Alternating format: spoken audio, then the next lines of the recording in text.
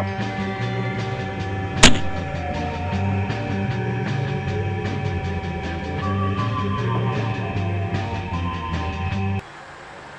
guys, welcome back. Handyman Kevin here. Today we're going to be talking about spray painting.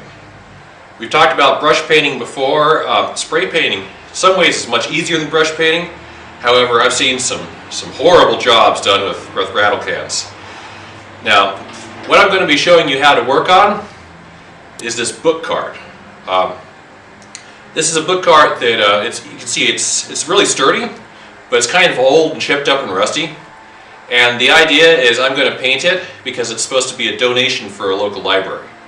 And right now it's just too messed up to be in the library. So I'm going to show you the quick, easy, and right way to spray paint a metal piece of furniture. Before you even start painting, you need to do some prep work. On metal objects, it's really common to find old tape and stickers and stuff like that. Usually the most efficient way to deal with them is to burn them off with a blowtorch or a heat gun. Try to use a scraper that's a little dull so you won't have to scratch the underlying metal as much.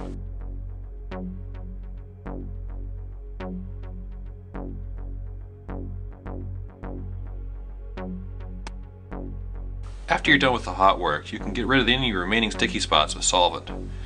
I like turpentine because it's a natural, renewable substance and I kind of like the smell. But any strong solvent will work. Never use gasoline, however. It's too explosive and you can blow up your whole shop.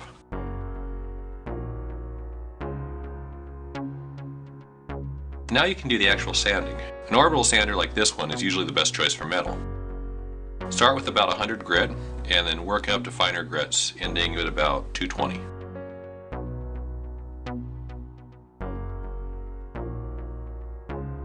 My sander is made for hook and loop paper, but this PSA stick-on paper is a little bit cheaper and it sticks on just fine and works.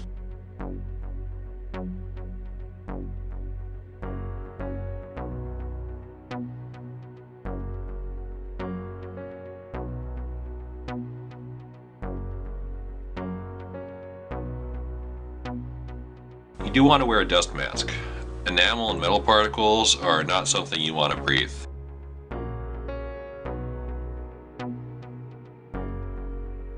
Now, of course, there's always some spots the sander won't reach, and those you're going to need to hand sand.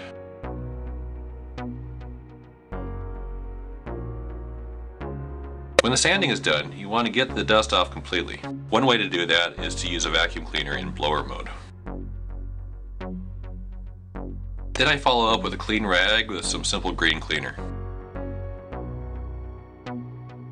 The last step in the prep work is to mask any pieces that you don't want to paint, like these casters. Produce bags from the grocery will work well to save you tape.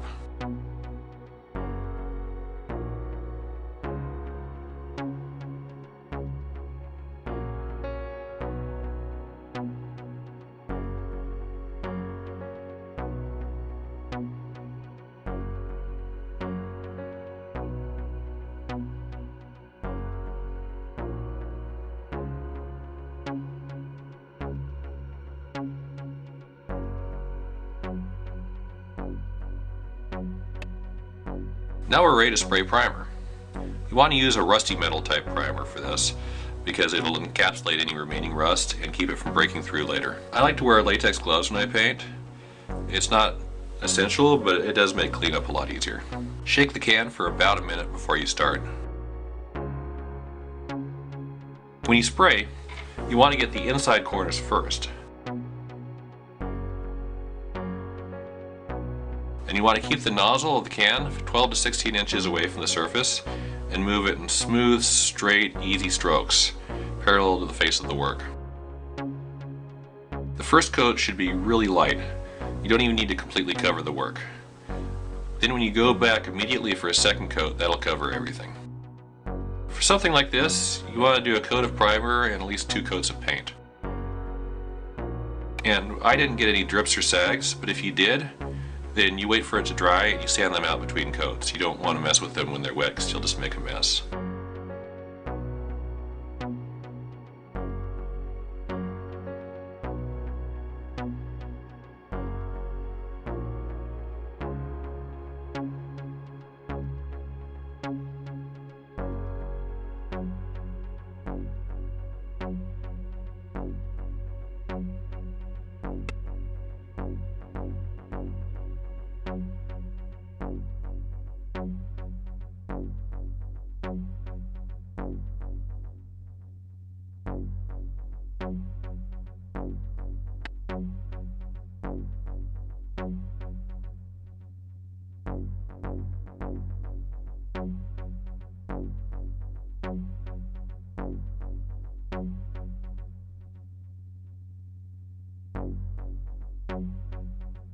And here we go, the fully painted book cart. By the time this video posts, it will already be in use in the library. So hopefully this video will get you started. On my blog I have a lot more information about spray painting, not just with rattle cans like this, but also with spray equipment. So be sure and check that out. And I'll see you next week.